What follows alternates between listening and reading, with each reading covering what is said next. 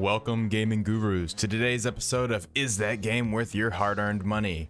I'm not some big company paid off to give good reviews, I'm just the aggressively average gamer trying to make sure you don't lose any dollars. Today's culprit, Wild Hearts.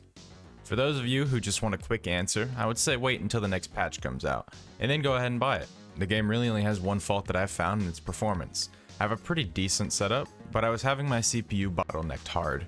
It was spiking upwards of 80 to 90% usage while playing, which naturally, when also trying to record content, it made my PC off itself. But the Wild Hearts team have seemingly fixed the problem and are releasing a patch next week to amend these issues, so I expect it will fix most of my gripes with this game. Ignoring those problems, let's discuss the gameplay. If you love Monster Hunter, you're gonna love this game. Simple as that. It's the classic gameplay loop of farm materials, hunt beasties, which are called kinomos in this game. You get their drops and you craft your armor and weapons out of it. It's the classic and fun experience, but with a twist. This game features a unique building system where in mid-combat you are encouraged to use various quick action builds, some of which are boxes and springs. The boxes you can stack straight up to block enemy projectiles and like certain attacks, but you can also climb up them to get a badass jumping attack, as well as scaling certain cliff faces out in the world. You can also build your camps, so you have like forges and these monster towers that let you see all the kinomos. This is gonna bother me all video. I'll call them kimonos. Monsters. Lets you see all the monsters out in the world when you're hunting. And the spring is used as a quick movement build, which lets you do spring-based attacks towards a monster. It's also really useful for getting out of dodge quick when a monster catches you with your pants down. You can place it down using, while I was playing on Xbox controller, you D-pad and you press B and then you'll put down a spring and then you can jump like to the side to like dodge an attack or towards the monster to get a cool attack. Speaking of building, allow me to introduce the massive Karakuri skill tree. When you kill a monster, they drop these orbs, which are then used to unlock new skills in this tree. They range from new things to build, such as the field forge, tents, a monster finding tower, and some more cooler things deeper down the line, as well as just useful things like you restore more HP from healing water. Overall, this system is pretty cool and it makes it feel like a bit of an RPG. And this brings up the equipment system. If you've ever played a game in the Monster Hunter genre, then you will be very familiar and at home here. There's a good selection of different weapons. These include the katana, the nodaki, I think I'm saying that right, or big fucking sword for my chads, the bow, the bladed wagasa, this video is gonna kill me, or as I like to call it, the knifey umbrella, the maul, or big monk stick for my hammer chads, the cannon, the claw blade, and the staff.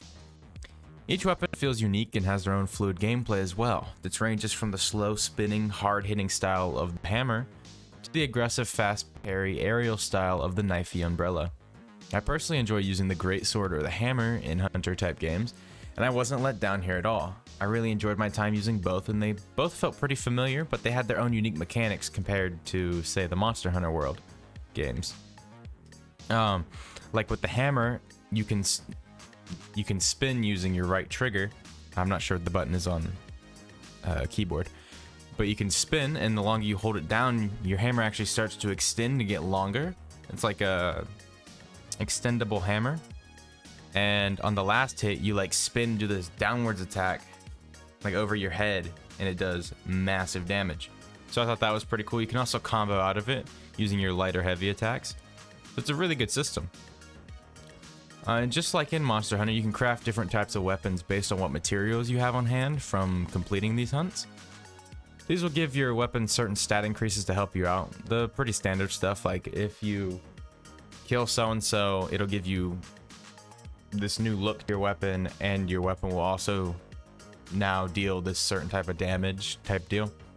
Again, if you're familiar with Monster Hunter, it's the exact same system pretty much. And speaking of monsters, the kinomo in this game are awesome looking. I really love how they went with the design, going full in on making them big, beautiful beastie boys.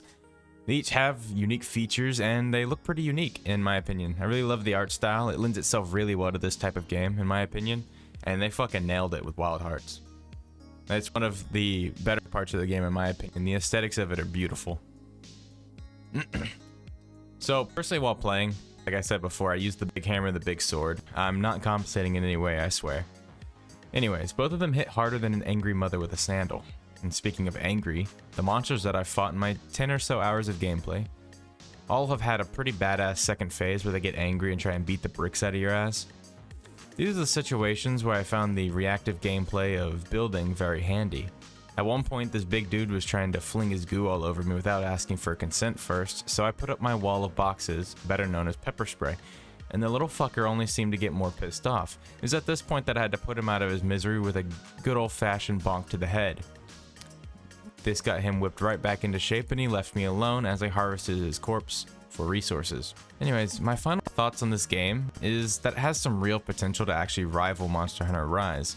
While obviously not being as polished as the studio that's been doing this for years on end, it has created a very enjoyable experience with its own unique mechanics and weapons to set it apart from Monster Hunter. This isn't just another Monster Hunter clone like Dauntless. Sorry Dauntless fans, if there are any of you left. But rather it's carving out its own lane, and I can see it doing well and having an awesome community in the future. In the future. I definitely recommend giving it a try. You can play for 10 hours for free if you have the EA Play subscription, or you can just buy the game and give it a go. It comes out tomorrow, and it's worth it if you like these types of games. Like I said about the performance issues, I don't think it's a just on my end thing because of the community post they made where they said they discovered a CPU bottlenecking issue. But they did already say they're getting a patch out for it next week. So that's awesome. I don't know when next week entails because they didn't really give us a date. But yeah, you can still buy the game. You can still play it. The performance issues aren't like unplayable. It was really just some pockets where I couldn't play. It just like kill it. And for reference, I'm running a 3070 Ti and a I think it's a Ryzen 5 3600X or something. And I have a decent bit of RAM, so like my system should be able to play the game. It meets minimum specs for sure. It meets recommended specs, in fact.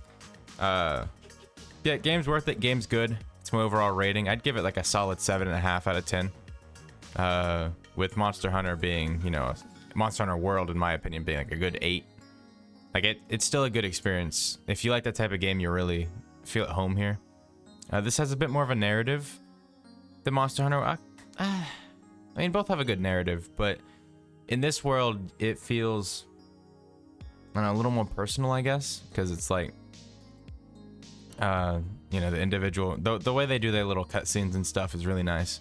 I'm not going to spoil all that, though, because I want you to experience it, but it's definitely fun. I enjoyed my time with it, and I'll probably be buying the game as well. So as always, gamers, thanks for watching. If you want to hear more of my sexy voice, hit that subscribe button and stay tuned for more. The next 30 days, starting today, I'll be posting one video a day each on various gaming topics. So stay tuned for that. If you want to catch some behind the scenes stuff, talk directly to me, give me video ideas, or just want to support a small growing YouTuber, then I have a Patreon down below as well. And with that, I'm out. Peace.